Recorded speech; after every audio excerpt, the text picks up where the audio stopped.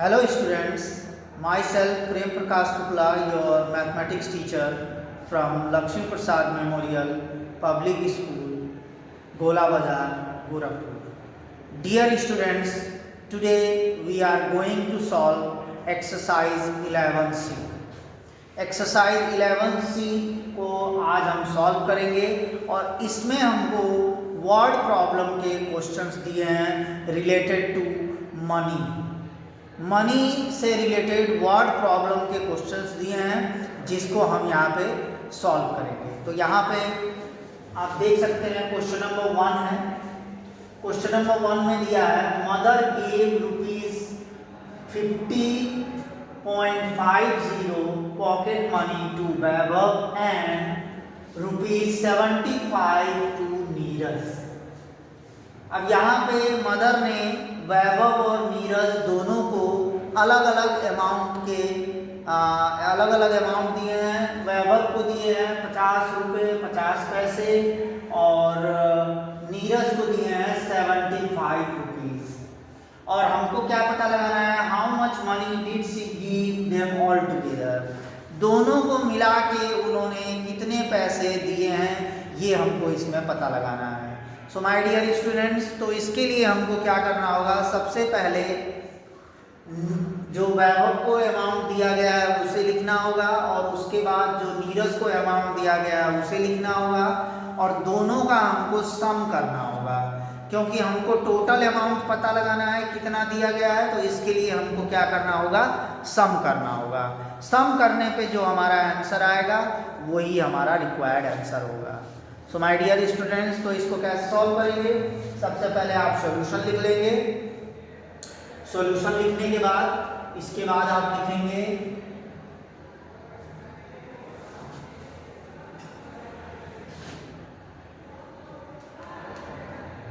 Money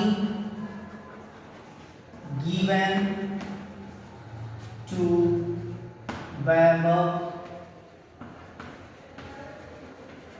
by mom. Vaibhav को जो उन्होंने मनी दिया है वो लिख लेंगे ₹50.50 यानी कि 50 रुपीज 50 पैसे। उसके बाद जो अमाउंट नीरज को दिया गया है वो लिख लेंगे money given to Neeraj by mom. Neeraj को जो उनके मदर ने पैसे दिए हैं वो लिख लेंगे दैट इज ₹75.00। तो ये हमने वैभव को जो मॉम ने दिया है अमाउंट वो हमने लिख लिया है और उसके बाद नीरज को जो अमाउंट मॉम ने दिया है उसको लिख लिया है। अब यहाँ पे हमको इसका सम करना होगा। So therefore sum equals to ₹50.50 plus ₹75.00। अब इसको हमको क्या कर लेना होगा, यहाँ पे ऐड कर लेना होगा दैट इज 50.50 प्लस 75.00। यहाँ पे हमको इसको क्या कर लेना होगा, ऐड कर लेना होगा। ऐड करने पे ये हमारा हो जाएगा 0, 5 में 0 ऐड करेंगे 5 और 0 में 5 ऐड करेंगे 5 और 5 में 7 ऐड करेंगे तो ये हो जाएगा 12। तो हमारा यहाँ पे रिक्वायर्ड आंसर आएगा 125 रुपीज 50 पैसे। तो इसको ऐड करने में हमारा जो आंसर आ रहा है वो आ रहा है 125 रुपीज 50 पैसे। तो इस तरीके से हम इसको लिख लेंगे और ये हमारा हो जाएगा रिक्वायर्ड आंसर। और अब देखिए यहाँ क्या लिखा है, how much money did she give them all together, तो उसको लिख लेंगे। तो यहाँ लिखेंगे आंसर शी गिव ₹125.50 to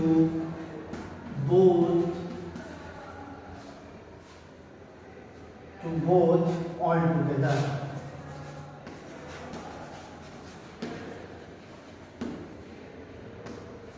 इस तरीके से हम यहाँ पे लिख लेंगे।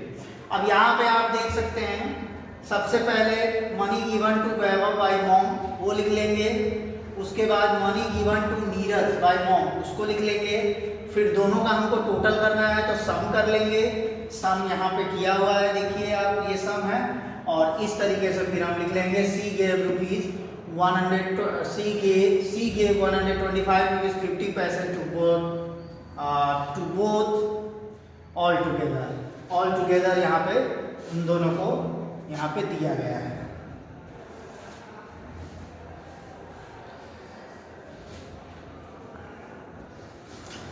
Okay dear students, let's solve question number 2।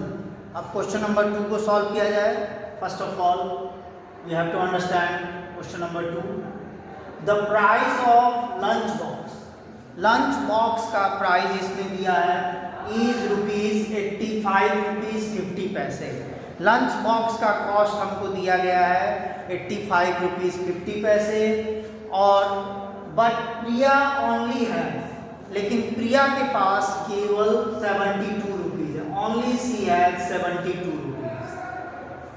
So what we have to find, हमको क्या इसमें पता लगाना है, how much more money does she need to buy the lunch box. अब अगर ये लंच बॉक्स खरीदना है तो उसको और कितने रुपयों की ज़रूरत पड़ेगी, ये हमको इसमें पता लगाना है। क्योंकि प्रिया के पास पूरे पैसे तो है नहीं। लंच बॉक्स का कॉस्ट है 85 रुपीज़ 50 पैसे, और जो हमारा प्रिया के पास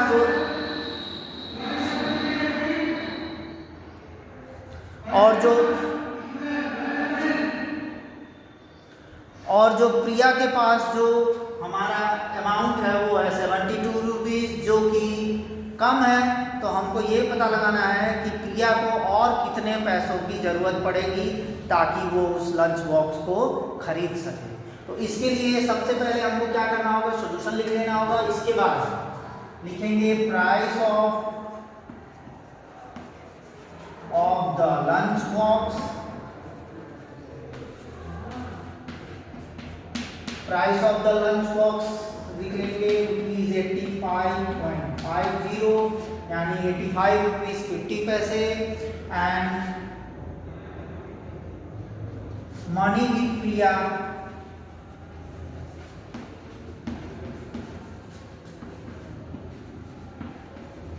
और प्रिया के पास जो पैसे हैं वो है रुपीज 70। तो यहाँ पे हमको ये जो पता लगाना है कि अब प्रिया को और कितने पैसों की ज़रूरत पड़ेगी, उसके लिए हमको क्या करना होगा, 85 रुपीज़ 50 पैसे से 72 रुपीज़ को हमको क्या कर देना होगा, सब्ट्रैक्ट करना होगा। सब्ट्रैक्ट करने पे जो डिफरेंस हमको प्राप्त होगा उतने ही अमाउंट की और उसको ज़रूरत पड़ेगी, और वो उस अमाउंट को अगर उस पर ऐड कर लेती है तो वो उस लंच बॉक्स को खरीद सकती है। तो यहाँ पे हमको सब्ट्रैक्ट करना होगा। So therefore difference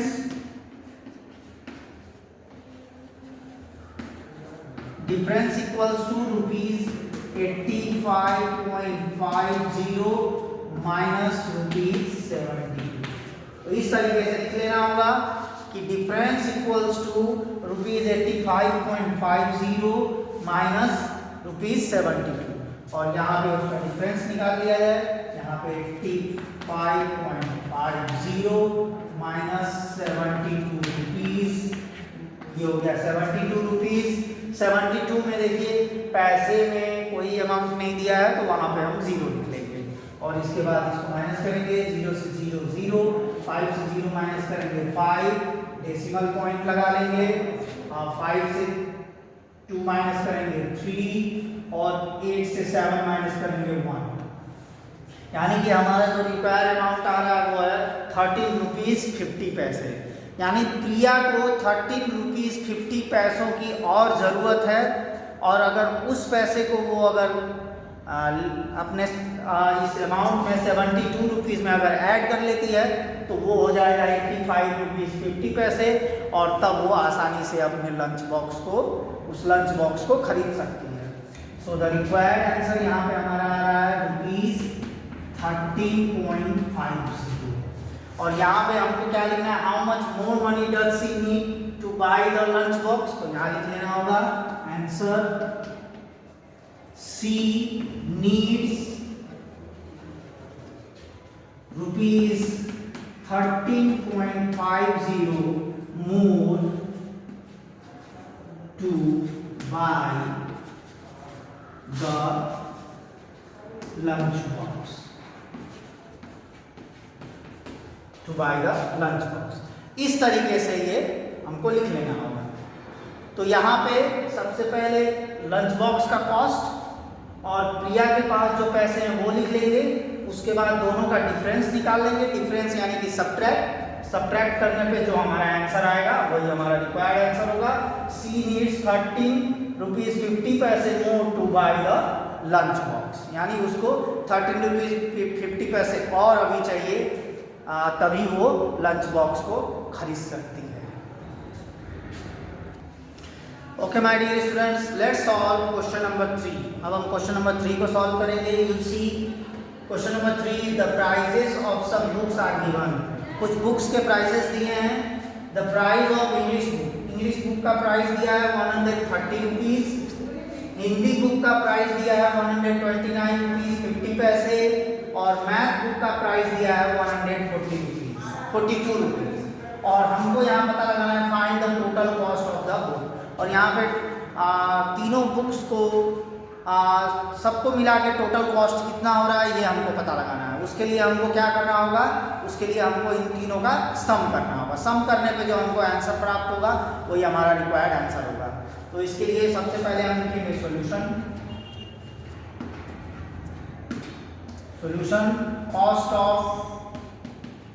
cost of the English book. सबसे पहले इंग्लिश बुक का कॉस्ट है ₹130 है इंग्लिश बुक का कॉस्ट, ये लिख लेंगे। उसके बाद cost of the Hindi book का कॉस्ट लिख लेंगे। Cost of the Hindi book is equals to ₹129.50। ये हमारा जो है हिंदी के बुक का कॉस्ट है ₹129.50। और उसके बाद cost of the maths book और मैथ्स के बुक का कॉस्ट है cost of the math book is ₹142.00। तो इस तरीके से तीनों के कॉस्ट को लिख लेंगे।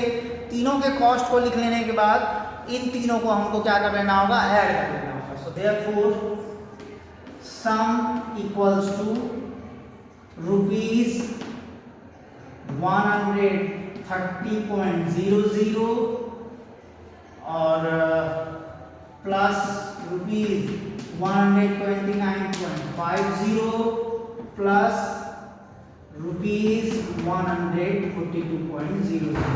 इन तीनों को हमको क्या कर लेना होगा, ऐड कर लेना होगा, सम कर लेना होगा तीनों का। तो उसको यहाँ पे हम करके देख लेते हैं सम कॉर्नर पे। तो यहाँ आप देखिए ₹130 ये है हमारा इंग्लिश बुक का कॉस्ट, ₹129.50 ये है हमारा हिंदी के बुक का कॉस्ट और ₹142 ये हमारे मैथ बुक का कॉस्ट। तीनों को ऐड कर लेते हैं। तो यहाँ पे तीनों ऐड कर लेंगे 0। उसके बाद ये हो गया 5, उसके बाद 9 + 2 11, 1 यहाँ पे कैरी हो गया, 4 + 2 6 + 3 9 + 1 10, 0 1 कैरी हो गया, 1 + 1 2 + 1 3 + 1 4। तो तीनों बुक का जो टोटल कॉस्ट आ रहा है वो आ रहा है ₹401.50। तो यहाँ पे हम लिख देंगे ₹401.50। तो यहाँ पे जो total cost of the books आ रहा है, the total cost of the book is ₹401.50। So this is the answer. So in this way, my dear students, we have solved question number 1, 2 and 3 of exercise 11C. I hope the process is clear to you all. So thank you very much for watching and listening my video. Thank you very much. Have a nice day.